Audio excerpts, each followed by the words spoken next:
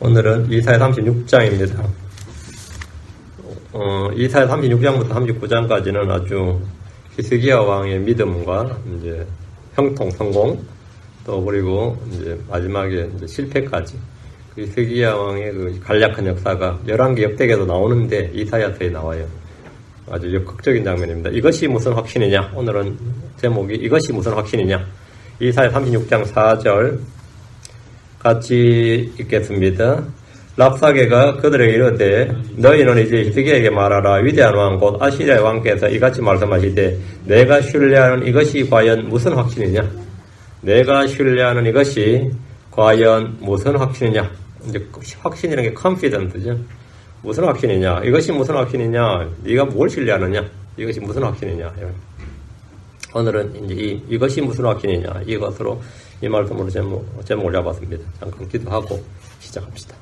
위대하시고 거룩하신 주 하나님 감사합니다. 하나님께서 이 시간 주의 영을 충만케 하셔서 하나님의 말씀을 쏟아부어 주시고 또 저희로 하여금 듣는 귀를 허락하여 주시고 깨닫는 마음을 주시고 눈을 밝혀주셔서 하나님의 말씀에서 오는 놀라운 빛을 보게 해주시고 말씀의 귀한 것들 또 하나님의 영감 또 하나님의 권능 하나님의 그 신성을 접할 수 있도록 도와주시길 간구합니다. 주 하나님께서 또 저희 귀를 열어주셔서 아버지 하나님께서 오는 그런 모든 좋은 복을 하늘로부터 오는 모든 좋은 것들을 받을 수 있도록 해주시고 마음의 보고에 쌓아둘 수 있도록 인도하여 주시옵소서. 아버지 하나님 은혜 베풀어 주십시오. 전하는 자를 듣는 자가 주의 영으로 충만해서 주의 말씀을 듣고 또 그 말씀으로 살아갈 수 있도록 인도해 주시고 저희가 전에 미리 기록된 이 말씀으로 교훈과 공교롭게 해주시고 또 성경에 주는 인내와 위로를 받도록 도와주시옵소서. 아버지 하나님 어떻게 저희가 이 땅을 살아가야 되는지 이 땅에 살면서 육신 가운데 살면서 어떻게 성령을 따르는지 이 땅에 살면서 어떻게 하늘을 향할 방식으로 살아가는지 이런 것들을 환히 알게 해주셔서 저희가 그런 믿음의 삶, 믿음의 발자취를 잘 따를 수 있도록 인도해 주시옵소서. 감사드리며 주겠습니다. 합니다. 아멘. 아멘. 이사야 36장부터 39장까지는 아시리아의 군대를 맞아서 절체절명의 위기에 빠진 히스기야 왕과 예루살렘이 어떻게 이 위기를, 이 고난을 또 아니면 뭐 거의 망할 지경이었죠.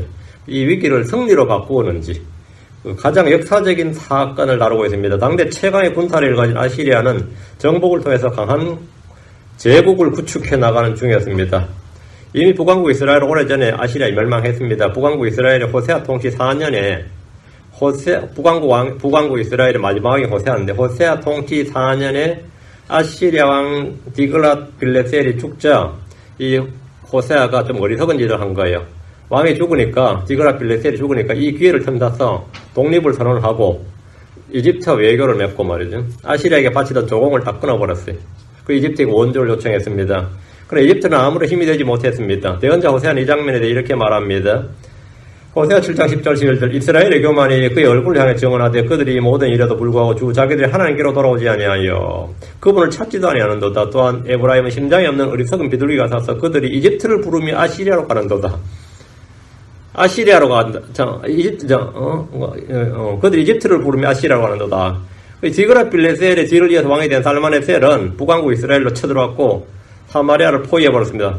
북왕국 이스라엘 수도가 사마리아인데 사마리아를 포위했는데 사마리아는 포위된 지 3년간을 저항을 했지만 아무 소득이 없이 주전 722년에 망하고 말았습니다.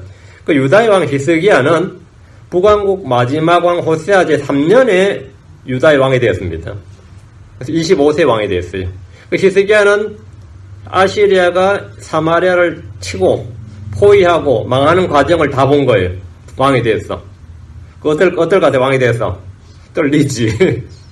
이게 떨리죠. 그건 마치 뭐 같냐면, 지금 남북기잖아요. 만약 중국이나 러시아가 북한 쳐들어다 북한을 완전히 멸망시키는 것을 남한이 보고 있다는 건 어떨 것 같아요? 떨리죠. 이건 감당 못할 일이단 말이에요. 예전 같았으면 이제, 예전 동맹이었으니까 했지만, 백제가 망하고, 고구려가 망하고, 다음 신라야. 근데 신라는 그때 어쨌든 힘이 있었으니까, 이 고구려 당나라 물리쳤지만 사실은 위험천만이었어요. 고구려까지 물리치고 나서 신라하고 동맹을 파괴하고 그냥 내려와버리면 어떻게 된 거죠? 그냥 사만이 나먹히는 거죠. 근데 실제로 그런 위험이 있었어요. 근데 겨우겨우 어떻게 해서 이제 축소 통일이긴 하지만 그때 한반도 통일을 이루었습니다. 근데 북왕국의 10개 지파가 날아갈 때 유다는 진짜 살이 떨릴 일이에요. 살이 떨릴 일이야. 다음은 자기라고, 다음은. 북왕국 망하면 다음 남왕국인데, 남왕국 그때 왕이 누구냐면, 이제 히스기야였습니다. 그 히스기야는 평안한 때 왕자를 이어받아서 왕을 한 게 아니라, 정말 백척간뒤의 위기에 놓인 순간에 왕이 된 거예요. 그런 순간에 왕이 되어서, 바로 형제, 사실은 이스라엘 연방이 형제 국가, 아니면 같은 동족이 망하는 걸 본 겁니다. 그걸 생생하게. 그 당대 최고 군사 강국이었던 아시리아의 침략과 멸망 과정을 자신의 제2시절에 곁에서 생생하게 본 거예요. 그 25세의 나이로 왕이 된 히스기야는 동족 이스라엘의 멸망을 보면서 얼마나 큰 위기감을 느꼈을지, 그 위기감을 느꼈을지 한번 생각해 보십시오. 히스기야는 물론이고 유다의 백성들과 통치자들이 그 느꼈을 위협과 두려움은 상상을 초월할 정도입니다. 히스기야 제4년에 아시리아 왕 살만에셀이 시리아를 치러 올라와서 그곳을 포위해버렸습니다. 그때 남왕국은 군대를 보내서 북왕국을 돕지 않았습니다. 왜 안 도왔을 것 같아요?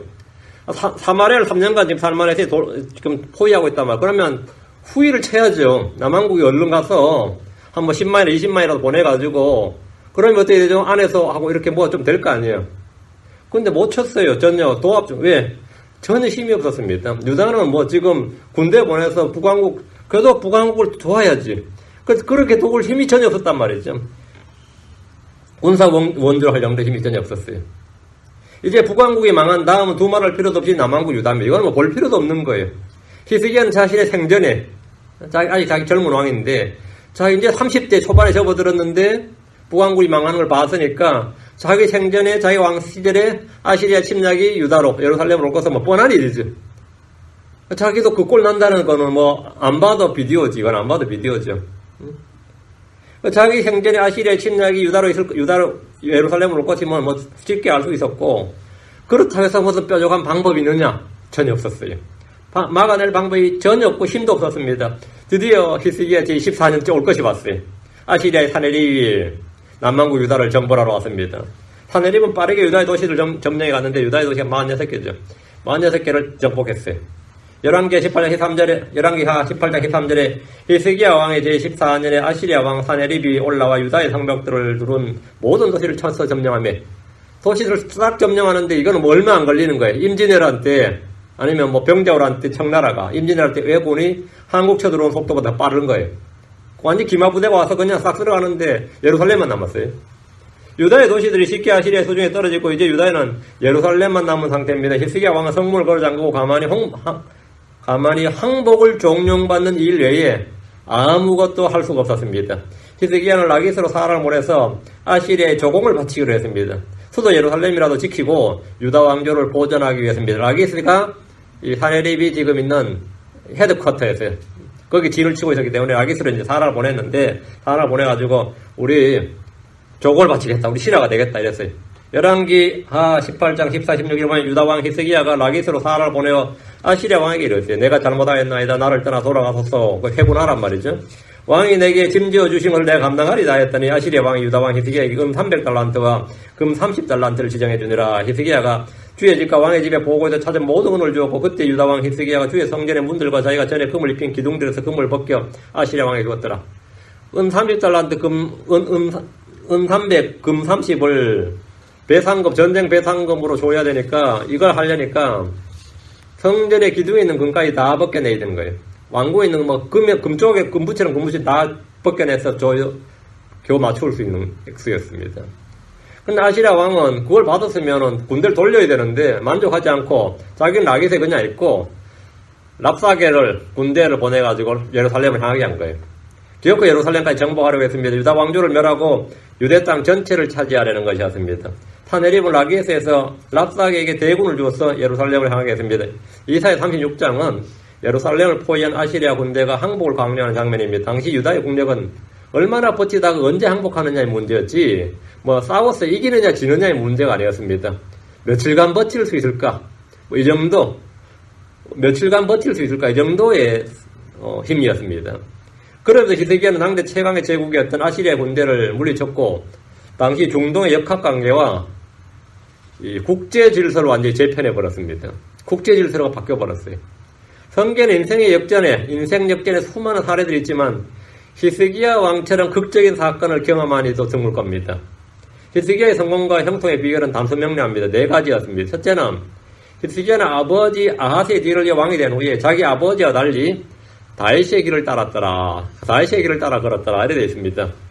열왕기 18장 3절에 히스기야가 자기 조상 다윗이 행한 모든 것에 따라 주의 눈앞에서 올바른 것을 행하니라. 이것이 히스기야가 왕조를 보존하고 국가를 건진 방법이었습니다. 자기 아버지와 달리 뭐라고요? 예, 다윗의 눈앞에, 참 주의 눈앞에서 올바른 것을 행하니라. 다윗이 행한 모든 것에 따라 주의 눈앞에 올바른 것을 행하니라. 히스기야의 성공과 인생 역전의 비결이 이겁니다. 그가 고난 중에 구출받고 승리한 이유, 큰 성공을 거두고 형통한 이유가 여기 있습니다. 두 번째, 히스기야는 자신과 백성을 거룩히 구별해서 죽게 드렸습니다. 헌신이죠. 그는 자신을 죽게 드린 헌신의 사람이었습니다. 그럼 세 번째가 히스기야는 위기의 때에 주를 신뢰하고 믿는 믿음의 사람이었습니다. 역대기 32장 8절에 그와 함께하는 것은 육신의 팔이나 우리와 함께 하시는 이는 우리를 도우시고 우리의 싸움을 싸우시는 주 우리 하나님이시니라 하며 백성의 유다왕 히스기야의 말들로 인해 안심하니라. 히스기야의 믿음이 뭐라고요? 예, 우리와 함께 하시는 이는 우리를 도우시고 우리의 싸움을 싸우신 주와 우리 하나님이시니라. 이 믿음이에요. 그 히스기야 믿음의 사람이었다요. 그러니까 백성들이 히스기야의 믿음으로 위해서 안심했다는 거예요. 밖에 지금 대군이 진치고 있는데 안심하니라. 그리고 넷째, 그는 기도의 사람이었습니다. 히스기야는 주 앞에서 기도했습니다. 역대기 32장 1절에 이런 까닭에 히스기야 왕과 아모스의 아들 대언자 이사야가 하늘을 향하여 기도하고 부르짖으니라. 기도하고 하늘을 향하여 기도하고 부르짖으니라.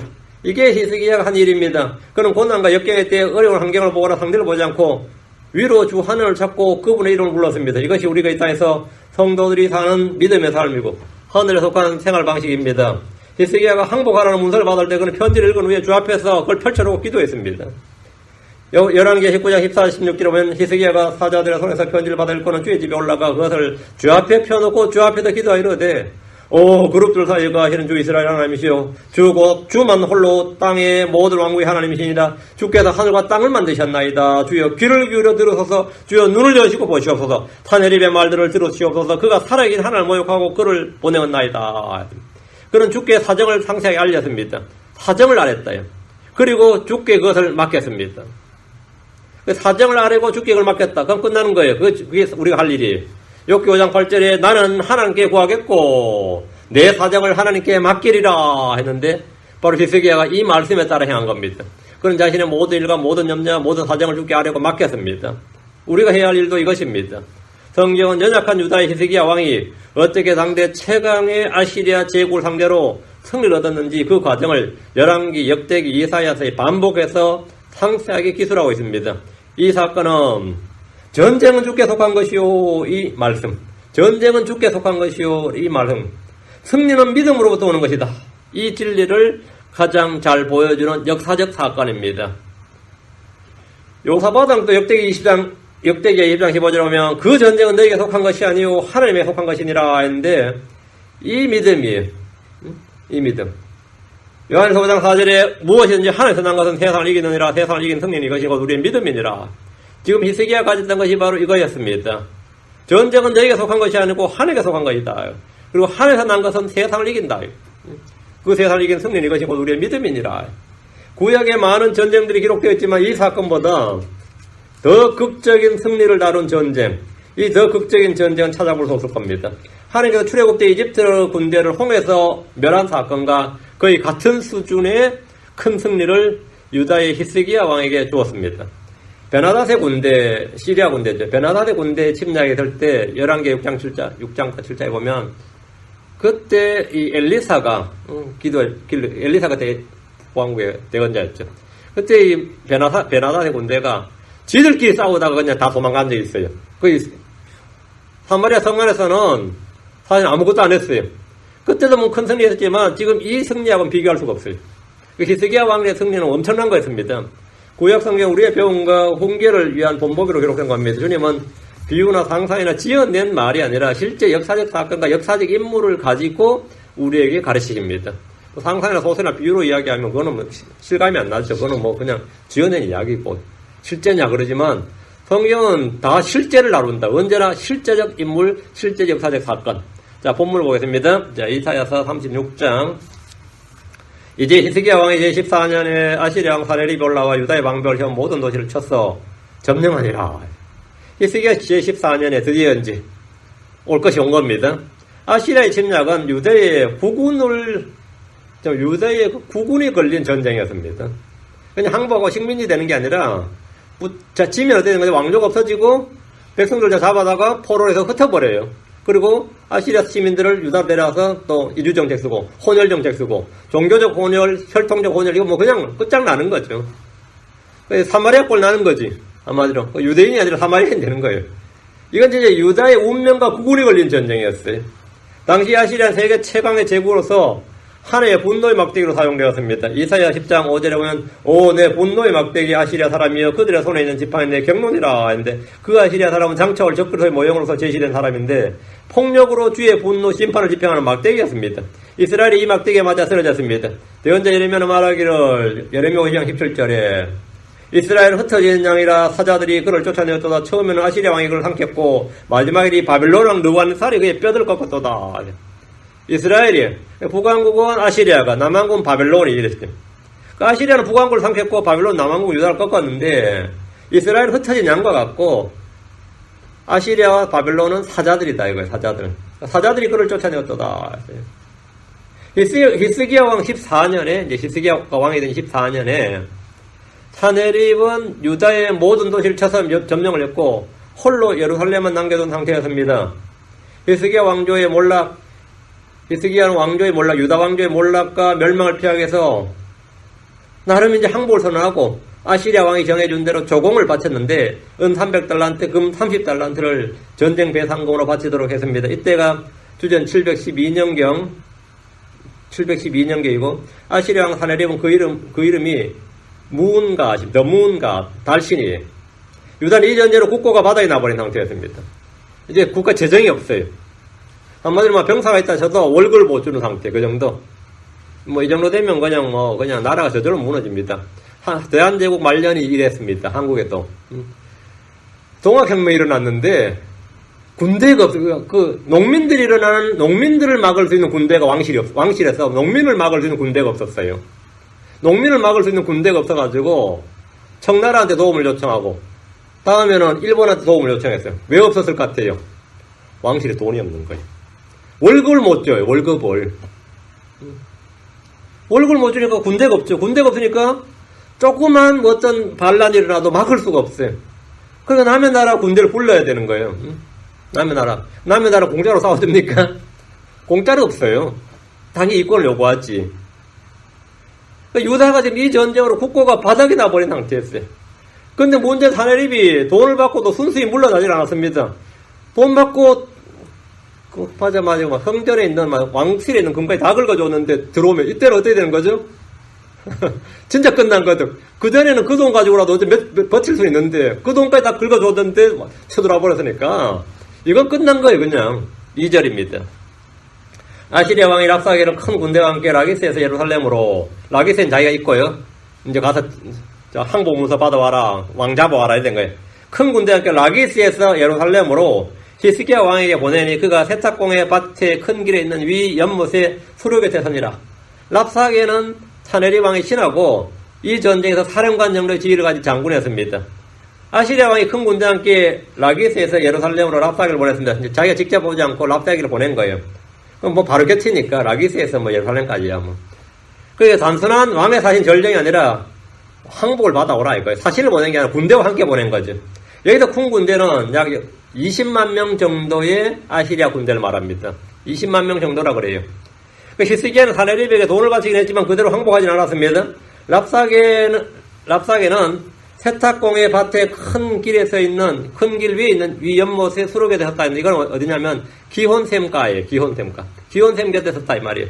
랍사게가 진을 친 곳이 세탁공 밭에 큰 길에 있는 위 연못의 수로 곁이라고 했는데, 이미 전에 한번 본 적이 있을 겁니다. 이사야 7장 3절에 나왔습니다.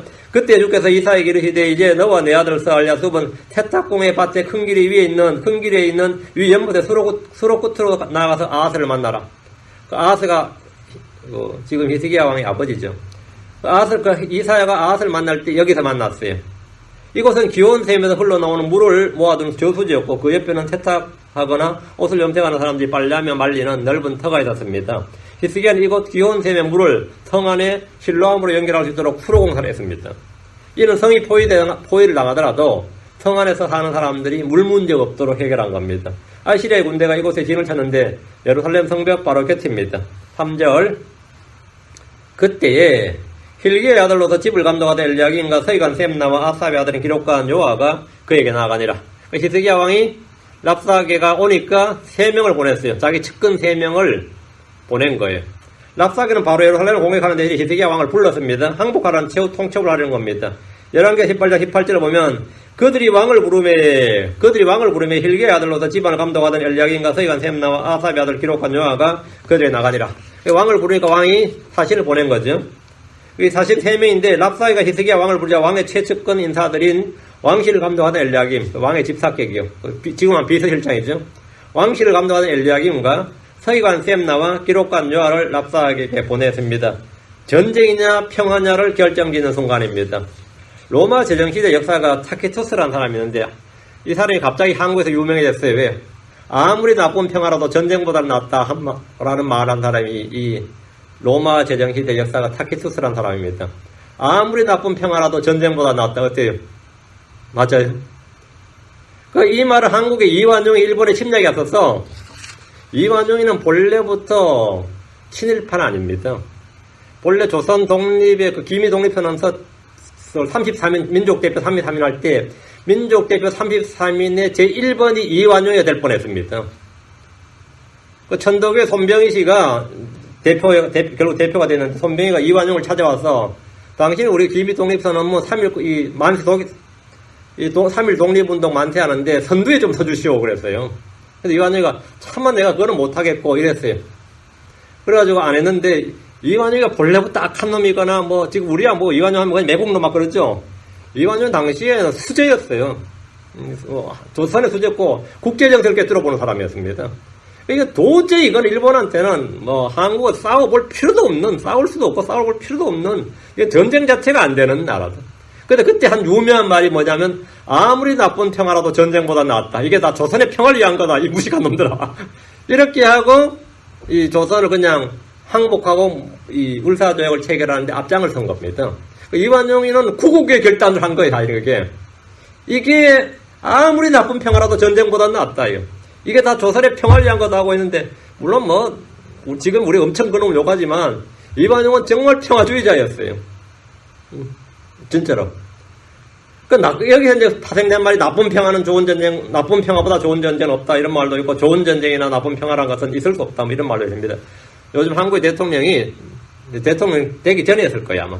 정의로운 전쟁보다 비겁한 평화가 낫다 이렇게 말한 거예요. 여기서 이제 여기서 따온 말이죠. 약간 변형시켜서 정의로운 전쟁보다 비겁한 평화가 낫다 이렇게 말해서 저 같은 사람도 깜짝 놀라게 했어요. 저 같은 사람도 그거 깜짝 놀랐어요. 정의로운 전쟁보다 나쁜 평화가 낫다. 근데 평화를 추구하면 평화가 안 옵니다. 언제든지 전쟁할 준비가 돼 있어야 평화가 와요. 전쟁할 준비가 돼 있어야. 근데 전쟁할 준비를 안 하고 평화를 우린 추구합니다. 그래보면 그 나라 망합니다. 랍사게는 큰 군대를 끌고 와서 히스기야 왕을 불렀습니다. 군대는 흔히 최후의 외교수단이라고 하지만 사실은 최상의 가장 효과적인 외교수단입니다. 군대보다 더 강력한 외교부는 없다 그래요. 군대보다 더 강력한 외교수단 없다 이거예요. 랍사게는 히스기야에게 전쟁이나 평화냐를 선택하기로 했는데 이 말은 지금 죽을래 아니면 항복할래 이거예요. 지금 죽을래 아니면 항복할래. 이 둘 중에 하나 선택하라는 겁니다. 4절 랍사게가 그들에게 이르되 너희 이제 히스기야에게 말하라. 위대한 왕 곧 아시리아 왕께서 이같이 말씀하시되 내가 신뢰한 이것이 과연 무슨 확신이냐. 랍사게는 히스기야가 보낸 사신들에게 너희는 이제 히스기야에게 말하라 이렇게 하면서 항복하라고 종용을 한 겁니다. 니들이 가서 너희들 왕의 측근이니까 전하라 이거죠. 랍사게는 막강한 군대를 가지고 협상력을 극대화하고 있습니다. 위대한 왕 곧 아시리아 왕께서 이같이 말씀하시되 근데 랍사게는 다니엘을 위대한 왕이라고 하는 겁니다. 다니엘은 느부갓네살을 오 왕이여 왕은 왕들의 왕이시오니 이렇게 했고 에스라는 페르시아의 아닥사스다를 왕들의 왕 아닥사스다 이렇게 했습니다. 랍사게는 위대한 왕이고 다음에 바빌론 느부갓네살은 왕들의 왕이고 아닥사스다도 마찬가지로 그 당시 제국에 있으니까 왕들의 왕이었습니다. 그 밑에 왕들이 수두룩해 했으니까 왕들의 왕이죠. 근데 지금 이 위대한 왕께서 말한다 이거예요. 그러니까 사내립은 이제 위대한 왕이라고 불릴 만한 사람이었고 랍사게는 히스기야가 항복하지 않고 버틴 이유를 묻고 있습니다. 얼른 나와서 항복할 것이지 뭐하러 버티냐 이거요. 내가 신뢰하는 이것이 과연 무슨 확신이냐? 네가 뭘 믿고 지금 이렇게 버티고 있느냐? 겨이고 있느냐 이 말이. 내가 신뢰하는 이것이 과연 무슨 확신이냐?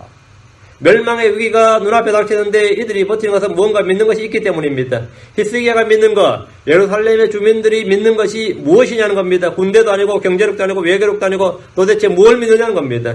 히스기야가 믿는 것, 확신한 것이 무엇입니까? 히스기야는 자신을 신뢰하지 않았습니다. 백성들을 신뢰한 것도 아닙니다. 통치자를 신뢰한 것도 아닙니다. 그렇다고 해서 이집트를 붙들거나 신뢰하지 않았습니다. 히스기야는 민족의 잠재력을 믿은 것도 아닙니다. 그럼 뭘 믿는 거예요 대체? 기적을 믿는 거예요? 그가 믿은 것, 확신한 것은 바로 하나님 한 분이었습니다. 시편 27편 3절에 군대가 나를 대적하여 진을 칠지라도 내 마음이 두려워하지 아니하며 전쟁이 나를 대적하여 일어날지라도 내가 이것을 확신하려다. 내가 이것을 확신하려다. 이것이 뭐냐 이거예요. 주님은 구원의 하나님이십니다. 주님은 자신을 바라는 자, 자신을 신뢰하는 자, 자신을 두려워하는 자들에게 확신이 되시는 하나님이십니다. 주님은 곧바른 자를 건지시는 하나님이십니다. 시편 65편 5절에 오 우리의 구원의 하나님이여 땅의 모든 것과 멀리 바다 있는 자들의 확신이 되시는 주께서 의 가운데서 두려운 일들로 우리에게 응답하시리다. 확신이 되시는 주께서. 확신이 무엇이냐 하니까 주님이 확신이다 이거. 대체 이게 무슨 확신이냐? 주께서 우리의 확신이다. 이것이 히스기야의 답변입니다. 이것은 주를 아는 사람들 외에, 주를 믿는 사람들 외에는 아무도 알 수 없는 비밀이고 신비입니다.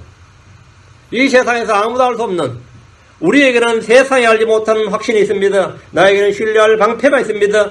피난처가 있습니다. 요새가 있습니다. 나에게는 견고한 산성과 반석이 있습니다. 그것이 무엇이냐? 그러면 주 하나님이시다. 랍사게는 히스기야에게 내가 신뢰하는 이것이 과연 무슨 확신이냐 물었는데 주께서 히스기야에게 확신이 되셨습니다. 잠언 3장 26절에 주께서 내 확신이 되심으로 내 발을 지켜 거기 걸려들지 아니하게 하시리라. 주께서 내 확신이 되심으로 무슨 확신이냐? 과연 이것이 과연 무슨 확신이냐? 이 대한 답이 이겁니다. 주께서 내 확신이 되심으로 주께서 우리의 확신이 되십니다. 이것이 바로 랍사게가 알지 못했던 것입니다. 잠언 14장 26절 주의 두려움 속에 강한 확신이 나니 그분의 자녀들에게는 피난처가 있으리라. 주의 두려움 속에 뭐가 있다? 강한 확신이 나니. 히스기야에게 있던 확신이 이것이었습니다. 유다 백성들에 있던 확신, 예루살렘 주민들에 있던 확신이 이것이었어요. 밖에 제국의 군대가 지금 완전히 포위하고 있는데 뭐가 있었다고? 강한 확신이 있었다 이거예요. 강한 확신이. 히스기야는 아시리아의 사내립의 군대 앞에서도 믿는 것이 있었다. 그에게는 비장의 한 수가 언제나 예비되어 있었습니다. 그것이 무엇인지 랍사게는 결코 알 수 없었습니다. 그분 안에서 우리가 가진 확신은 우리가 구하는 것을 주께서 받으신다는 겁니다. 기도 응답의 확신입니다. 주의 이름을 부른 자는 구원을 받습니다. 고난의 때에 주를 부른 자는 주께서 건지십니다. 성경에 말씀하시기를 시편 50편 15절에 고난의 날에 나를 부르라. 내가 너를 건지리니 내가 나를 영화롭게 하리라 했습니다. 지금이 바로 히스기야가 주를 부를 때였습니다. 고난의 날에 나를 부르라. 내가 너를 건지리니 내가 나를 영화롭게 하리라. 드디어 히스기야가 주를 영화롭게 할 기회가 온 거예요. 예레미야 33장 3절에 나를 부르라. 그리하면 내가 내게 응답하고 내가 알지 못하는 크고 능력 있는 일들을 내게 보이리라 했습니다. 히스기야는 자신의 신하리나 참모들이나 장군들을 부른 대신에 먼저 주의 집으로 와서 주를 불렀습니다. 주의 앞에서 주를 불러서 오 그룹들 사이과 하시는 주의 하면서 주를 불렀어요. 히스기야의 확신은 기도를 응답하시는 주 하나님이었습니다. 요한일서 3장 21절 22절 사랑하는 자들아 만일 우리 마음이 우리를 정죄하지 아니한다면 우리가 하나님을 향해 확신을 갖고 우리가 하나님을 향해 확신을 갖고 하나님 확신이시다 이거예요. 무엇이든지 우리가 구하는 것을 그분에서 받나니 이는 우리가 그분의 명령들을 지키고 그분의 눈앞에서 기쁘게 되는 그 일들을 행하기 때문이니라.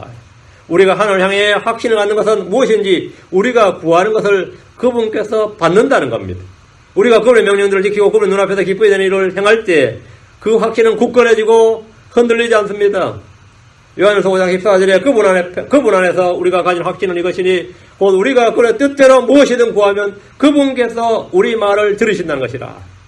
우리가 가진 확신이 뭐라고요? 우리가 그걸 뜻대로 무엇이든 구하면 믿음으로 구하면 말씀을 가지고 구하면 그분께서 우리 말을 들으신다. 이것이 우리가 가진 확신이다. 내가 가진 확신이 무엇이냐 그러면 이게 바로 우리 확신이다 이거. 우리가 그분 안에서 가진 확신은 기도응답입니다. 주님께서 우리를 들으신다. 우리를 구원하신다. 응답하신다. 우리를 건지신다. 이 기도응답이 우리의 확신이에요. 우리가 그분의 뜻대로 구하면 그분께서 우리 말을 들으십니다. 그분은 우리가 구하는 것, 생각하는 것 이상으로 심히 넘치도록 능히 행하실 분입니다. 누가 여러분에게 소망의 이유를 묻는다면 답변할 것이 있어야 됩니다. 누가 여러분에게 확신이 무엇이냐고 물으면 여러분이 갖고 있는 믿음과 확신을 증언하고 선포해야 됩니다. 내가 가진 확신은 이것이다. 내가 가진 확신이 이것이다. 나의 믿음은 이것이다. 우리는 믿음으로 사는 사람들입니다. 오직 의인은 믿음으로 살리라 했습니다. 우리는 보는 것으로 걷지 않고 믿음으로 걷는 사람들입니다. 우리는 하나님에서 나오는 모든 말씀으로 삽니다. 우리 무엇을 하든지 다 하나님의 영광을 위하여 일합니다. 많은 크리스천들이 믿음이 약하다, 믿음이 흔들린다, 믿음이 식어만 간다는 고민을 토로하는 것을 자주 듣습니다. 이제는 전에 같지 않고 믿음도 자꾸 약해져요. 나이가 들면 몸만 약해지는 게 아니고 믿음까지 약해지면 어떻게 되죠? 몸이 약해지는 거야 뭐 근육량이 떨어져서 그렇지만 믿음까지 약해진다 이거예요. 근데 그런 말을 많이 합니다. 약해진다, 흔들린다, 요즘 믿음이 식어져 가요. 영적인 생각을 하면 승리하고 싶은데 삶에서 잘 안 된다 그럽니다. 어떤 사람은 자기 확신을 가지고 그것을 영적 확신이라고 생각합니다. 의지가 강하고 고집이 세고 목표 지향적인 사람들은 자신이 하는 일을 이룰 때까지 그냥 밀어붙입니다. 반대로 어떤 일은 주께서 보여주시는 계시나 조명이 있어도 이리저리 재면서 확신을 갖지 못합니다. 기도원을 보십시오. 주의 부르심과 말씀이 있었지만 2번이나 주를 시험했고 마지막으로 한 번 더 확인하느라고 적들을 정탐한 후에야 적들이 하는 말을 듣고 나서 꿈꾼 이야기를 듣고 나서 그때서 비로소 승리에 대한 확신을 가졌습니다. 유대인들은 예수님 행하시는 표적과 권능들을 보면서 놀랐지만 그분이 그리스도인지는 확신하지 못했습니다. 그분이 하는 말씀에 은혜를 받았지만 은혜를 받으면서도 그분이 과연 그리스도인지는 확신하지 못했습니다. 이 사건은 몇 가지 확신에 대해서 이 시간은 제가 몇 가지 확신에 대해서 좀 정리를 해드리고 우리가 가져야 할 확신이 뭐냐. 지금 랍사이가 지금 묻는 내가 신뢰하는 이것이 과연 무슨 확신이냐 할 때 우리가 가진 확신이 무엇인지 좀 정리를 좀 해야겠습니다. 사도행전 10장에 보면 베드로가 환상을 보고 고넬료의 집으로 가서 복음을 전했습니다. 사도 바울 역시 환상을 보고 주께서 마케도니아로 부르신 줄 알고 확신하고 그리로 갔습니다. 꿈이나 환상을 통해서 자신의 진로를 인도받는 일은 대부분의 크리스천들이 꿈에도 그리는 일일 수 있어요. 나에게도 그런 게 좀 있었으면 좋겠다. 그래서 지금 우리 시대에 그리 흔하지 않습니다. 우리는 어떻게 성령 인도를 받고 확신할 수 있습니까? 첫째, 성경적 확신, biblical confidence, 성경적 확신입니다. 성경에 기록된 말씀을 통해서 마음에 믿음이 오고 확신이 생기는 겁니다. 처음에는 믿지 않았다가 하나님의 말씀을 듣고 그 말씀을 묵상하고 생각하다 보니까 그 말씀이 탁 내 마음에 들어왔어요. 이 말씀을 통해서 진리를 알고 마음을 바꾸고 확신한 겁니다. 자신이 하나님 앞에서 죄인이라는 사실이나 그리스도의 피를 통해 죄가 용서받은 것이나 구원의 진리 등은 그냥 알고 믿는 것이 아니라 성경을 통해서 이 진리의 지식의 빛이 내 마음 안에 들어오고 그것이 내 안에서 확신이 된 겁니다. 이런 확신은 이제 성경적 확신이에요. 예수 그리스도가 하나님의 아들이고 구원자라는 사실 역시 성경을 통해서만, 이 특별 계시를 통해서만 알 수 있습니다. 그냥 아무 생각한다고 알 수 있는 게 아니에요. 이거는 계시와 조명을 통해서만 알 수 있는 거예요. 우리에게 가장 중요한 것은 성경을 통한 확신입니다. 내가 받은 구원, 이게 구원이 아닌지를 목사님 말씀을 확증하는 거 아니에요. 내 주변의 친척이나 나를 잘 아는 사람들이 내 구원 받은 것 같다고 말해줬다고 내가 구원 받은 거 아니에요. 자기 혼자 그냥 난 구원 받은 것 같아 한다고 구원 받은 것도 아닙니다. 하나님의 말씀을 가지고 확신하는 겁니다. 성경을 통한 확신인데 주의 말씀이고 영역 생명입니다. 주의 말씀은 믿음의 말씀입니다. 말씀을 통해 믿음이 옵니다. 사도행전 18장 28절에 이는 그가 성경 기록들을 가지고 예수님께서 그리스도의 힘을 보여주며 힘있게 유대인들을 확신시키되 공개적으로 그리하였기 때문이라. 성경 기록들을 가지고 뭐 했다고요? 그래서 예수님께서 그리스도의 힘을 보여줬다. 이게 성경적 확신이죠. 사도 바울은 성경 기록들을 가지고 예수님이 그리스도의 힘을 보여줬고 확신시켰습니다. 복음을 전할 때 언제나 성경 기록들을 가지고 증언을 했습니다. 성경적 확신이 구원하는 믿음을 줍니다. 이건 이제 가장 중요한 확신, 성경적 확신이고. 둘째는 영적 확신이에요. 이건 성경에 기록되어 있는 말씀은 아니에요. 그런데 내가 확신해. 성경에 근거한 분명한 말씀은 없지만 삶의 구체적인 사건이나 환경을 통해서 이건 주님의 인도하십니다. 이건 주님이 내게 주신 것이다. 이렇게 확신하는 겁니다. 예를 들어서 당연히 목사요 그러면 나 목사야. 신학교에서 안수해 줬나 보지 그러면 아닌데요. 뭐 신학교 졸업해서 안수 받아. 신학교 졸업증이 안수증은 아니죠.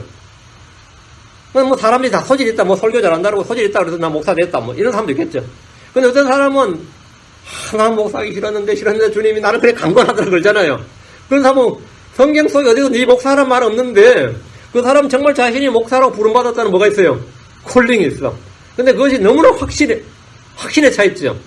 이런 사람 많습니다. 그 사도 바울이 아시아에서 복음을 전하려는데 아시아에서 자꾸 성령이 막으시고 마케도니아로 오라는 꿈을 꿨어요. 그 마케도니아로 부르셨다는데 복음은 아시아에서 전하든 유럽에서 전하든 뭐 아프리카에서 전하든 어디서나 전해야죠. 그런데 바울이 유럽에서 전해야 된다. 이건 뭐죠? 그 성령 영적 확신이었단 말이죠. 아시아에서 더 이상 복음을 전하지 말고 그 성령 어디도 아시아에서 복음을 전하지 말라. 이런 말씀 없어요. 그런 거 있을 수가 없지. 복음은 언제나 어디서나 전해야 하는 것이고 전할 수 있습니다. 그런데 그들은 아시아에서 복음을 전하다가 마케도니아로 갔습니다. 영적 확신은 성령께서 우리가 원치 않는 걸 하게 하실 때나 반대로 우리가 하고 싶어하는 일을 하지 못하게 할 때 주는 확신입니다. 바울은 아시아에서 복음을 전하고자 했지만 성령께서 막으셨습니다. 영적인 확신은 사람마다 다 다릅니다. 지금 바울의 경우 아시아가 아닌 유럽으로 가야 하지만 어떤 그리스도인은 반대로 유럽이 아닌 아시아로 가야 됩니다. 어떤 사람은 북미로 가야 되고 어떤 사람은 남미로 가야 되고 어떤 사람은 아프리카에 되고 어떤 사람은 중국으로 가야 됩니다. 하나님께서 각 사람 개개인에 두신 선한 뜻이 다 다르기 때문입니다. 이거는 영적 확신이라 그래요. 셋째는 본성의 확신입니다. 성령의 도움 없이도 사람들은 이미 무엇이 옳고 그른지 알려져 있는 것이 많이 있습니다. 양심 속에 주어진 것도 있고 상식적으로 본성적으로 아는 것도 있습니다. 예를 들어 남자가 긴 머리를 하는 것은 수치가 된다. 이것은 본성이 가르치는 겁니다. 그래서 조선의 양반들도 머리 안 잘라도 머리를 짧게 보이게 해서 상투를 틀었죠. 긴 머리 하면 안 된다고. 짧게 보였다면 짧게. 긴 머리 안 하고. 본성이 가르치는 거예요. 어린애들 보십시오. 무엇이 죄인지 아닌지 따로 교육을 받지 않아도 이미 알고 있는 것이 매우 많습니다. 뒤로 숨기기도 하고 감추기도 하고 거짓말도 하죠. 이걸 가지고 그건 배워서 아는 게 아니에요. 태어나면서 아는 거예요. 그걸 생득적 지식이라고 합니다. 태어나면서 얻는 지식, 생득적 지식. 이건 경험에서 배워서가 아니라 이거는 선험적 지식, 경험 이전에 아는 지식, 선험적 지식이라고 그래요. 이걸 이제 한자용을 한국말로 유명한 말이에요. 이걸 생이지지라고 그래요. 태어나면서 그냥 알게 되는 거죠, 아마요. 이게 성경으로는 뭐냐면 본성의 법이라고 합니다. 이걸 성경에서는 본성의 법이라고 그래요. 그의 본성과 그 양심과 마음이 이미 그에게 무언가를 말해주고 있기 때문입니다. 모든 사람 속에는 하나님이 주신 본성의 법이 내재되어 있습니다. 어떤 경우에는 부끄러움을 느끼고 어떤 경우에는 자랑스럽게 느끼는 이 본성의 법입니다. 그냥 압니다. 그런데 문제가 있습니다. 이게 작동을 잘 안 한단 말이죠. 나이가 들면서 교육을 받으면서 본성이 가르치는 일을 확신은 왜곡되고 사람들이 정한 기준에 맞추어지고 사회적 관습과 도덕의 틀에 갇히게 된다는 겁니다. 오늘날 공립교육의 목표 가운데 하나는 마음속에 있는 본성적 확신, 어린애들이 본성을 타고난 본성적 확신을 뿌리 뽑아내버리는 것이 교육의 목표입니다. 학교에서 가르친 교육의 목표가 이거예요. 새롭게 도덕적 가치를 부여해주는 거예요. 본성의 법을 뽑아내버리고 새롭게 사회적 가치, 도덕적 가치를 부여해주는 겁니다. 본성이 수치라고 가르치는 것을 자랑스럽게 행하라 이렇게 가르치면서 그 사람 부끄럽죠. 얼굴도 화끈하거나 부끄럽고 그런데 뭐라고 하면 되냐면 편견과 맞서 싸웠다 이렇게 하면 어떻게 되죠? 자랑스럽지. 너는 편견과 맞서 싸웠다 이렇게 말해주는 거예요. 너는 편견과 맞서 싸워 극복했다 이런 거예요. 그러니까 본성의 법을 거스른 대가야 그게. 본성이 가르쳐주는 선을 악이라고 부르고 악한 것을 선이라고 합니다. 어둠을 빛으로 삼고 빛을 어둠이라고 말합니다. 주님은 이런 사람들의 저주를 선포하였습니다. 이사야 5장 10절에 악을 선하다며 선을 악하다 하고 어둠으로 빛을 삼으며 빛으로 어둠을 삼고 쓴 것으로 단 것을 삼으며 단 것으로 쓴 것을 삼는 자들에게 화가 있을지어다. 이건 화가 있을지어다. 주님이 저주하신 거예요. 근데 사람들은 절대적 진리를 버리고 그럼 그건 안 돼. 그거는 무조건 잘못이지. 그건 무조건이란 없단다. 그리고 다원주의라고 부릅니다. 무조건이란 없단다. 다원주의라고 해요. 순수함을 경멸하고 버리면서 그건 다문화주의라고 합니다. 그건 멀티컬처럴이라고 그래요. 절대 진리는 없다면서 그건 뭐라고? 상대주의, 상대성 원리라고 합니다. 이 교도들과 연합을 통합이라고 그러고 일치라고 그러고 하나됨이라고 자랑합니다. 거룩함을 버리고 멋대로 행하는 것을 뭐라고 하죠? 개성이라고 합니다. 라이프 스타일이라고 합니다. 개인적 취향이라고 합니다. 반대로 거룩함을 추구하면 분리주의자, 극단주의라고 비난합니다. 성경은 누구든지 일하려 하지 않냐는 먹지도 말라 하는데, 일하려 하지 않냐고 먹지도 말라 그러는데, 그들은 놀면서 먹을 것을 구하면 뭐라죠? 복지의 확대라 그럽니다.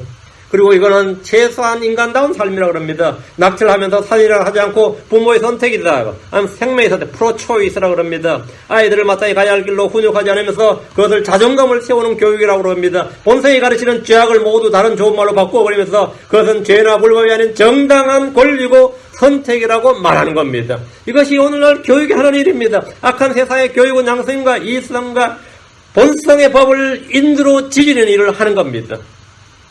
이것이 지금 오늘날 공교육이 하는 일이에요. 가능과 간통을 뭐라고 하면 사랑이라 부릅니다. 자기 몸과 마음속에 치솟는 욕망의 분출을 불붙는 사랑이라고 합니다. 그런 뜨거운 사랑을 한번 해봤으면 이렇게 한 말이에요.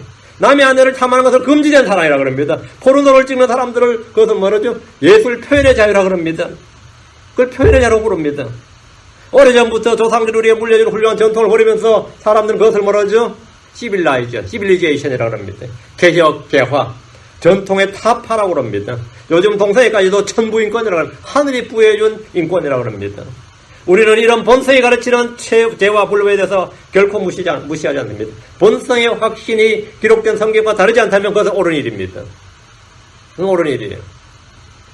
지금은 가치관이 완전히 전도된 시대에 우리가 이 가치관 비뚤어지고 바뀌어진 이런 세대의 가치관과 맞서 싸우면서 살아야 되는 그것이 크리스천들입니다. 얼마나 힘들어요. 그거 힘들어요.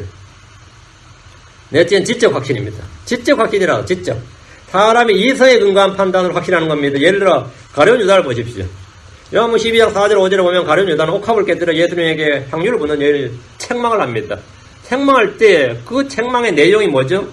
그것을 팔아서 가난한 자들에게 주지 아니하였느냐 이거예요. 그럼 누가 들어도 가룟 유다가 오라요? 여자가 오라요? 예수님이 오라요? 300데나리온이나 되는 향유를 붓는 여자나 그거를 가만히 그냥 받는 예수님이나 그렇게 낭비하는 예수님이나 말이죠. 유다가 볼 때는 더징개진이야. 그 유다가 하는 말이 이걸 팔아서 가난한 자들 줄 수 있었겠도다. 그게 선을 행하는 일이지. 이런 미친 짓을 왜 하느냐 이거. 그 미친 짓을 또 아무렇지도 않게 그냥 납죽 받는 예수님은 대체 뭐냐. 예를 들어 사람들 이성이 어떻게 발달하겠어요. 이야 깨어있는 제자 그 중에 하나 있네. 이런 생각이 들겠어요 안 들겠어요. 깨어있는 제자가 하나 있네. 그 이성적 판단. 이 가룟 유다의 책망을 읽으면 가난한 자를 위한 관심과 애정과 보살피로 보이고 진정한 종교, 진정한 박애주의. 근데 그의 속마음에 가룟 유다의 속마음에는 가난한 사람에 대한 애정이 있든 없든 그것은 듣는 사람들의 지적 동의를 이끌어낼 만한 말인 건 틀림없습니다. 주장이에요. 가룟 유다 속에 가난한 사람에 대한 애정이 없이 한 말이라도 그 말 자체는 뭐가 되는 거죠? 대단히 훌륭한 의견이다. 대단히 훌륭한 주장이라는 지적 동의를 충분히 이끌어낼 수 있는 겁니다. 속에는 저 300데나리온을 내가 먹었으면 좋겠다. 차라리 나한테 헌금하든지. 아니면 우리한테 여기 헌금해서 얼마나 좋을까 싶은데 저렇게 깨부수고 말이죠. 그걸 그냥 갖다 들어붙고 할 때 모든 사람들에게 동의를 얻어낼 수 있는 말이에요. 이것을 지적 확신이라고 합니다. 일종의 자기 확신입니다. 문제는 이들이 자신의 경험과 지식을 근거로 정확하게 판단했다고 하는 이런 판단을 영적 판단이라고 오해하는 겁니다. 이때 예수님께서 가룟 유다나 주변 사람들을 책망하면 야 욕심 많네. 그래서 꾸역꾸역 인정 안 하시네. 내가 저런 쫄짱분 줄 몰랐다. 마음이 저렇게 좁은 사람인 줄 몰랐다. 다른 사람의 의견을 수용하지 않는구나. 이래 되는 겁니다. 이 지적 판단은 오늘날 교회 거의 모든 분란의 원인입니다. 사람마다 자기의 판단이 다 있는 거예요. 다 나름대로 이유가 있고 근거가 있는데 목소리 높은 사람이 이길 거 아니에요. 근데 목사님한테요. 뭘 그러는데 목사님이 그건 별로 아닌 것 같은데 하면 참 완악하네 그래요. 고집세네. 목사들 어디 사람 목사는 세상 물정 모르네. 뭐 별별 나. 또 넙죽들은 일 잘못해보면은 기가 얇네. 기가 얇네. 아무리 사람을 또 편견해가지고 저렇게 무슨 목회를 하겠냐 그러고 뭐 이래도 저래도 그렇고 가만히 있으면 우유부단하네. 그렇지. 뭘 해도 욕먹어요. 사실은 뭘 해도 욕먹어. 근데 이런 지적인 판단을 그들은 뭐라 생각하죠? 영적 판단이라고 그래요. 자신의 판단을 성령이 주시는 판단으로 둔갑시켜버립니다. 이게 교회가 나갈 길이다. 우리 교회는 이 길로 나가야 된다. 이래요. 예수님께서 물론 가난한 자와 항상 함께 있다. 난 너희와 항상 함께 있지 않다. 주님이 선을 향하는 것을 방해하거나 박은 것이 아닙니다. 이 여자가 잘했다 이거요. 가룟유다 잘했다는 게 아니에요. 근데 사람들 판단은 그렇지 않아요. 사람들 판단, 그 자리에 내가 있었다 그래도 누가 맞을 것 같아요. 아니, 그 자리에 내가 있었다 그래도, 야, 가룟유다가 새로 보이네 싶잖아요. 요즘 목사님들 보라면 그 목사가 영적인 줄 알았더니 영 아닌데, 요즘 다 사람들 다 판단합니다. 설교 몇 번 들어보고, 이거 다시 영 못쓸 사람이네. 성경 아무것도 모르는 목사도, 참, 아무것도 모르는 성도들도 목사 설교 다 판단해요. 좀 남들 추천하기에 좀 들어봤더니만 전혀 상종 못하는 거 아니네. 그러고, 전혀 쓸만한 설교 아니네. 그러고 다 판단해요. 그 양반이 되게 좋은 목사라니, 되게 좋은 설교한다고 그래서 들어봤더니 몇 편 들어봤는데 영 아니더라고요. 그렇죠? 사실 비교 대상이 아닌데도 그렇게 다 이야기합니다. 전혀 아니라 그러고 다 이야기해요. 왜? 다 사람 판단력이 있단 말이죠. 자신의 판단이 있단 말이에요. 자기가 생각해서 판단을 지적 확신이라. 이건 좀처럼 깨지 않습니다. 이 자신의 판단을 영적 확신을 행하고 거기다 성경 구절 한두 걸 붙여버리면 성경적 확신이 되는 거예요. 그래서 자신의 판단에 동의하지 않으면 뭐가 되는 거죠? 싸우는 거예요. 싸우고 물어뜯고 교제를 파괴시켜버리는데 이때부터 파당과 분단이 생기는 겁니다. 그래서 교회 내에서 밥 먹는 사람 지들끼리 먹어요. 지들끼리 먹고 지들끼리 이야기하고 지들끼리마다 사부작 끌다가 탁 그냥 가버려요. 교제가 안 돼. 우리 교회 한번 보세요. 예배 마치겠습니다. 그러면요. 선착순 뛰어나갑니다. 우리 교회 보면 예배 마치면 11시나 2시 보면 선착순으로 차로 뛰어가요. 대체 차에 놓고 한 것처럼 뛰어나가요, 보면. 제가 잠깐 제 방 가서 나와보면 벌써 다 나고 없어. 다 나고 없어요. 이 프린트 물 나올 사이에 벌써 나가고 없습니다. 10분도 없이 그냥 싹 다 나고 없어요. 아무도 교제 안 합니다. 이 교회 한번 보세요. 여기 교제하는 사람도 있는가? 저를 교제 안 해요. 말 섞으면 큰일 난 줄 알아. 이 교회가 좀 희한한 교회예요. 그럼 어떻게 된 것 같아요? 처음 본 사람 기억하죠. 좀 있는 사람들은 다 한마디가 하지. 사랑이 없는 교회네. 교제가 없는 교회네. 냉랭한 교회네. 어떤 교회네. 그 교회, 완전 학원 같은 교회네. 이렇지. 학원생들 어때 수업 마치면 와락 뛰어나갔잖아요. 종 울리면 뭐하면 밖으로 뛰쳐나가는 애들 같은 그런 꼴이지. 우리 교회 꼬라지가 지금 그래. 이 교회 꼬라지가. 웃긴다고. 다 뭐 하는 거예요? 다 지 판단, 지 생각이 있는 거예요. 아무도 자기 부인 안 합니다. 다섯째가 자기 확신입니다. 자기 확신은 자신이 스스로 생각하고 판단해서 옳다고 믿는 겁니다. 오늘날 많은 사람들이 자기 확신으로 충만합니다. 유대인들도 그랬습니다. 로마서 2장 20절에 보면 율법에 있는 지식의 틀과 진리의 틀과 존재로서 어리석은 자들의 스승이요 아기들의 교사라고 확신하는도다. 이게 자기 확신이죠. 지들이 그렇게 생각한단 말이에요. 이들은 스스로 확신했는데 아무 근거 없는 확신으로 자기 확신입니다. 욥은 자신이 흠이 없고 의로운데 하나님이 자신을 심판한다고 확신했습니다. 이 욥의 확신을 깨뜨릴 친구 3명이 있어 깨뜨릴 수가 없었어요. 친구 3명이 돌아가며 공격을 했는데 욥의 나는 의로운데 하나님이 내 의로운 나를 지금 까닭없이 심판한다고 말할 때 이 욥의 확신을 깨뜨릴 사람이 아무도 없었습니다. 반면 욥의 친구들은 욥이 회개하지 않는 죄와 숨겨놓은 불법으로 인해서 하나님의 심판을 받는 것이라고 확신했는데 반복했어. 이 욥의 친구들을 욥의 친구들이 아니라고 아무래도 깨뜨려지지 않았습니다. 그 욥의 확신이나 욥의 친구들 다 스스로 뭐가 한 거죠? 자기 확신이 있었다 이거예요. 이건 깨지지 않는 겁니다. 자기 확신. 자기 확신, 다음 지적 확신. 지적 확신은 남의 도움을 끌어낼 수 있는 확신이란 말이에요. 제일 마지막에 제일 위험한 확신이에요. 이건 자기 확신도 미치겠지만 거짓 확신입니다. 지금 이사야서에 나오는 이 랍사게는 너희가 갖고 있는 이 확신이 무엇이냐? 너희는 거짓 확신을 지금 붙들고 있다 이 말이에요. 그런데 히스기야나 주민들은 우리는 성경적 확신을 가지고 있다 이렇게 답한 거예요. 그 랍사게가 너희에게 있는 이 확신이 무슨 확신이냐? 거짓 확신이 아니냐? 이 말이 내포되어 있죠. 그러나 너희면은 우리가 가진 확신은 주의 말씀과 주님이시다. 주 하나님과 성경적 확신이단 말이죠. 거짓 확신은 거짓을 진리로 굳게 믿는 확신입니다. 아합에 공갈했던 대언자들은 주께서 보낸 거짓말한 영을 통해서 거짓말을 믿고 거짓을 대언했는데 그들은 그 말씀이 뭐라고요? 주의 영께서 우리에게 임하셔서 한 말씀이라고 확신했습니다. 거짓 확신이었습니다. 그들은 자신들이 하는 말이 거짓 대언이라고 생각한 것이 아니라 1만에 0.1%도 이 속에는 거짓이나 오류가 있을 수 있다고 생각하지 않았습니다. 거짓 대언이라고 생각한 것이 아니라 주의 영께서 자신들의 임에서 주신 말씀이라고 생각을 했어요. 미가야가, 하나님의 대언자 미가야가 이것을 알려주었습니다. 그러니까 아합에 공고를 했던 대언자 중 하나가 시드기야였죠. 시드기야가 얼마나 열받았지 앞으로 나서 미가야 뺨을 내려치면서 하는 말이 있었어요.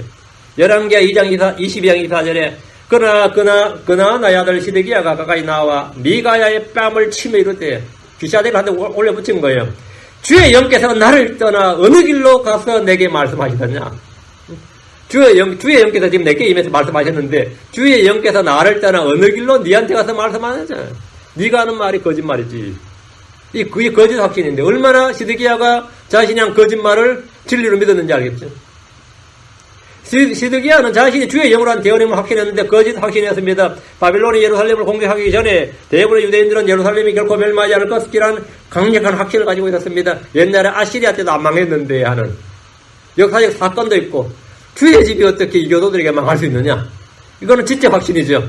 논리적으로 말이 되잖아요. 주의 성전이 있는 주의 집이 어떻게 바빌론 군대에 망할 수 있느냐. 그러면 다 아멘이지. 그 자기 확신, 지적 확신과 합쳐져서 이건 뭡니까? 거짓 확신으로 충만했습니다. 바빌론은 예루살렘을 공격하기 전, 바빌론이 예루살렘을 공격하기 전에 대부분의 유대인들은 예루살렘이 결코 멸망하지 않을 것이라는 거짓 대언자들의 말에 확신을 가졌는데 다 거짓 확신이었습니다. 예루살렘의 거의 모든 대언자는 평안하다, 평안하다를 외쳤습니다. 누구 빼고요? 예루살렘에 그 당시에 대언자가 죽었죠. 예레미야였죠. 예레미야 빼고 다 평안하다, 평안하다 외쳤어요. 전쟁과 멸망을 외치는 대언자 예레미야는 대언자는 예레미야 한 명밖에 없었습니다. 그들의 주장과 논리는 간단합니다. 예루살렘은 주의 성전이 있고 주의 집이기 때문에 주께서 지키시고 망할 수 없다는 겁니다. 주께서는 예레미야 7장 4절에 너희는 이것들이 주의 성전이라 주의 성전이라 주의 성전이라는 거짓말을 믿지 말라. 주의 성전 맞는데 주의 성전이라 주의 성전이라 주의 성전이라는 말을 믿지 말라. 주의 성전이라 해서 불타지 않는 것이 아니다 말입니다.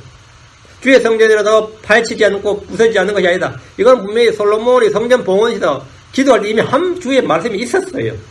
너희가 배교하면 얼마 언제도 이거는 이 집은 던져버린다고. 그런데 계속 하는 말이 이것들이 주의 성전이라 주의 성전이라 주의 성전이라 하니까 그 거짓말을 믿지 말라. 거짓 확신으로 충만했기 때문에 온 예루살렘 주민들이 거짓 확신으로 충만했습니다. 거짓을 믿고 거짓 확신에 이르는 이들이 너무나 많습니다. 성경 말씀하시기를 데살로니가 후서 2장 11절에 이런 까닭에 하나님께서 그들에게 강한 미혹을 보내서 그들이 거짓말을 믿게 하시려니 거짓말을 믿게 하셨다. 거짓말을 믿게 하셨더니 그들이 믿는 이 강한 미혹은 얼마나 강한지 순교도 합니다. 성경대로 믿는 침례교인들은 별 볼 일 없이 주일날 산으로 놀러 가지만 신천지 사람들한테 놀러 가냐 물어보세요. 여호와의 증인들한테 놀러 가냐 물어봐요. 몰몬교도한테 물어봐 가는지. 몰몬교인들이 거기 가는지. 제가 전에 우리 교회 성경적이다. 개뿔씨. 그쪽 내가 볼 때 이단인데 그 교회 사람들은 수련회 한다 그러면요. 회사에 휴가 안 주면 사표 내고 수련회 갑니다. 앞에 사직서 또 주머니 안고 휴가 좀 내겠습니다. 그런데 회사가 바빠서 안 돼 그러면 알겠습니다 하고 사직서 내고 가요. 근데 우리 교회는 그런 사람 없었어요. 우리 교회는 그런 사람 한 명도 없었어요. 내가 깜놀하지. 근데 그 사람들이 믿는 거짓 확신이, 진리를 믿는 우리가 거짓 확신을 가진 그 사람들보다 믿음이 훨씬 더 어떤 거죠? 약한 거예요. 거짓 확신이 강해야 되겠어요? 자기 확신이 강해야 되겠어? 아니면 성경적 확신이 되겠네요. 내가 가진 이 확신이 무엇이냐고요? 여러분이 가진 확신이 무엇이냐고? 우리는 참과 거짓을 분별할 수 있는 지혜와 명철과 분별력이 필요합니다. 우리는 자기 확신과 거짓 확신을 속지 않기 위해서 영들을 시험해 봐야 됩니다.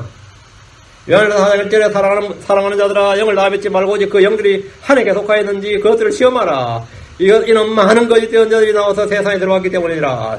무엇으로 시험합니까? 시험하라잖아요. 주의 말씀입니다. 성경은 모든 걸 시험해보고 선한 것을 굳게 붙들라 했습니다. 여러분은 무슨 확신을 가지고 있습니까? 자기 확신이나 거짓 확신에 속지 않도록 하십시오. 지적 확신에 속지 않도록 하십시오. 성경적 확신이 있다면 가장 큰 확신을 가진 겁니다. 너희는 이 확신을 버리지 말지니라 그것이 큰 보살을 받게 하느니라. 여러분 성경 말씀을 가지고 여러분 마음속에 들어온 믿음 그 확신을 가지고 있습니다. 주께서 너희의 확신이 되시리니 했어요. 그것이 바로 강한 확신입니다. 그 히스기야에게 랍사기가 물었는데 히스기야의 답변은 이제 다음에 나옵니다. 랍사기는 계속해서 이걸 조롱을 하는데 내가 신뢰하는 것이 과연 무슨 확신이냐 물었는데 여러분 지금도 우리에게 많은 도전이 있습니다. 많은 사람들이 우리에게 무슨 네가 가진 성경, 네가 가진 교회, 네가 가진 무슨 확신이냐? 과연 무슨 확신이냐? 여러분 무슨 확신을 아닙니까? 무슨 확신을 여러분 무슨 마음속에 무슨 확신이 있어요? 무슨 확신이 있습니까? 자, 한번 기도합시다.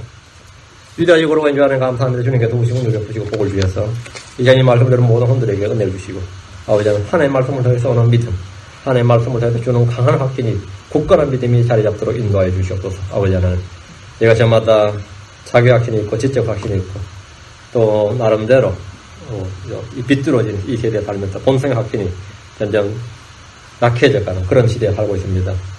아버지 하나님께서 은혜 베풀어 주셔서 저희가 교리의 풍조에 휘둘리지 않게 하시고 이 세상에 동화되지 않게 하시고 거짓 확신으로 인해 또 속지 않도록 도와주시고 오직 하나님의 진리의 말씀 진리의 빛을 비추임 받도록 인도하여 주시옵소서. 전하여 하나님께서 은혜 베풀어 주십시오. 감사드리며 주의 성기도합니다. 아멘.